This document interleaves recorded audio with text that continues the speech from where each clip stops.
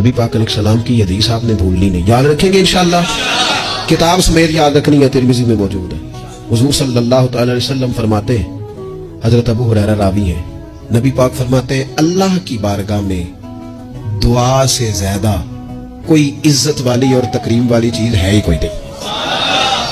वो बड़ा मुअज़्ज़ज़ है बंदा, बड़ा मुकर्रम है वो बंदा, रब की बारगाह में बड़े एजाज वाला है जो रब की बारगाह में दुआ मांगता है।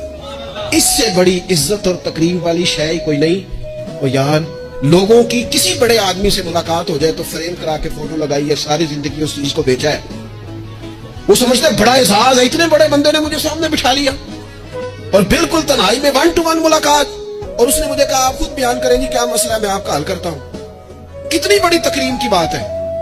तो अगर कोई दुनियादार बड़ा आपको और मुझे सामने बिठा ले तो लोग समझते हैं बड़ी तकरीम की बात है। जिसको रब कहे आ और मांग मुझसे, वाइज़ा सालका इबादी अन्नी फइन्नी करीब उजीबु दावत दाई इज़ा दान।